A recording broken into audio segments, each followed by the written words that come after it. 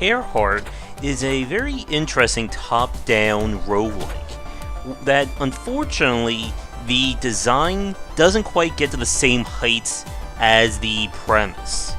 So, the idea is that we take place on a planet, or I'm sorry, on a world where everything is built on floating islands. And we are doing some, I guess, literal fly fishing as we try to make a living while dealing with pirates and upgrading our vessel here. So, the gameplay loop is split between flying around the various areas while getting upgrades and materials that you'll use to upgrade your ship, which we'll look at in a few minutes. Each area is basically split into between 4 and 5 different layers of escalating challenge, as well as the price of the fish. From what I've seen, the biomes themselves, or the various areas, are not procedurally generated. You will be fighting enemies who come in and out, as well as these turrets that you can see, but the land masses seem to be fixed from what I've seen. Your main limit is going to be your health, as seen at the top of the screen. Besides being able to shoot enemies down, you probably noticed me using a hook as well. And the hook can be used to either pull parts off of enemy planes, pull off armorets or stuff off of turrets, or to hook fish to make it easier to grab. Now, the fish themselves don't count as being caught unless you actually run into them with your actual plane. So you can see me trying to fly around, pick up some power-ups. There are also fish that you don't want to pick up, usually jellyfish or larger ones that can hurt you. But as you're flying around, you're going to try and gather as much fish, or as many fishes as you can, I guess that's the plural, hopefully I'm not butchering things too much, to add to your pool of credits. Now, the interesting part about Airheart is that in order to get back, you need to dive all the way back down while avoiding all the land masses you flew up to get to. If you run out of health or crash, you will lose parts of your resources as well as parts that you may have bought or added to your plane, which we'll take a look at in a second. Every 4 layers, from what I've seen, there is a quote-unquote boss fight, and that's with this larger pirate vessel that's trying to keep you out of the higher areas, looking for the mythical, I think it's a air whale, or a flying whale, or something like that. Just a giant thing we need to hunt to hopefully, realize our dreams. The basic controls are pretty responsive, but it does feel a little bit on the simplistic side. And let's switch over to the workshop and some of the secondary systems that kind of act as persistent elements now. In terms of persistence in Airheart, it comes down to being able to outfit your plane with new parts, as in weapons, or from these various aircraft.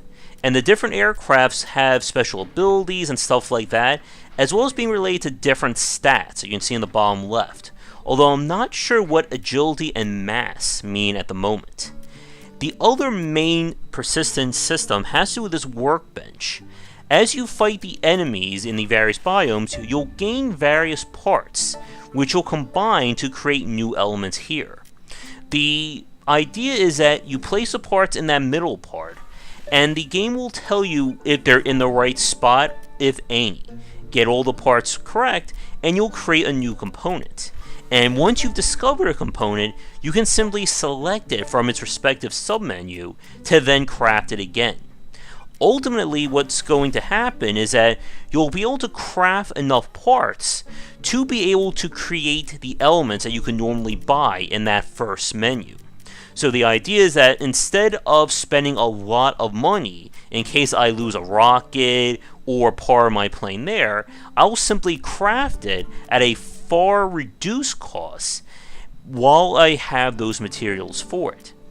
It's an interesting idea, and I guess it's a great, or I guess it's an okay in-between by the fact that you'll lose parts if you run out of health, but it's not that interesting of a system in my opinion. I think it would be far more interesting if you could craft upgrades or allow you to get new features or access new elements from your home base via crafting. It will be a very interesting gameplay loop, similar to what we saw in like a game like XCOM or other roguelike inspired games that have persistent elements. And ultimately, I think that's where my main issue with Airheart lies.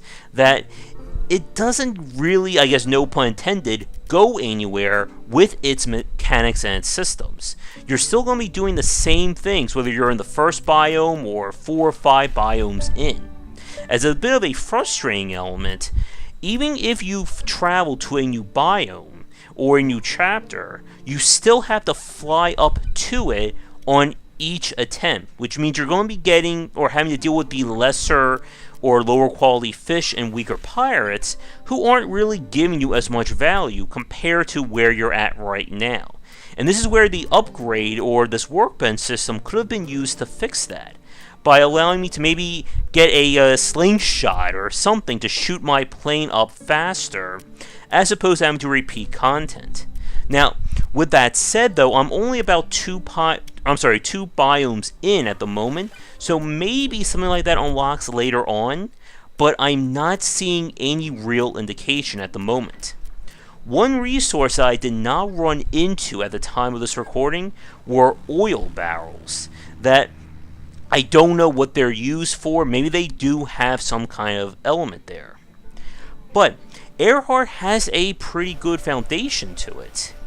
But I'm not seeing more that I would like in terms of new enemies, new situations, stuff like that.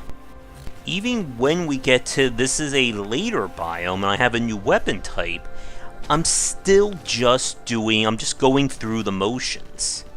And I don't know how much more in terms of post-release support we're going to see for Airheart. They released a few patches, but I would love for them to develop things further. Now, there are some of the heavier planes, and there's a giant fish right there, and my general strategy is just not changing. For a lot of larger planes, I just hook them, take off a weapon or a shield, and then just go to town on them. Now, the advanced or the more expensive plane parts do give you special abilities. I got something called a slowdown gas that makes it a lot easier to hit enemies. But again, it doesn't really factor, at least from what I've seen, all that much into advanced play. Now, maybe when we get to a 3rd or 4th biome, that may change. Here's some new enemy types right there. But again, the game just feels very basic. Still, if you're looking for more of an action roguelike game with an unusual premise, I did like Airheart on that regard, and maybe we'll see more from it. But with that said, we're going to wrap things up for this first look. I'd like to thank the developers for giving me a press key to check out, and if you'd like me to look at your game in the future, please don't hesitate to get in touch. But otherwise, check back for daily discussions on game design here, and on Game Wisdom, where we examine the art and science of games. Thanks again for watching, and I will see you all next time. Before we get to the credits, just a quick shout out to the supporters over on patreon.com/GWBycer. Thank you so much for watching this video. If you enjoyed it, be sure to check back for our regular streaming, most nights at 9:30, 10 EST, and you'll find a schedule linked down below. For a collection of my writings as well as audio casts on design, you'll find that at game-wisdom.com. Be sure to follow me on Twitter at GWBycer. If you're interested in hanging out and talking about game design topics, we have a Discord channel with the basic tier open to everybody, and that is linked down below as well.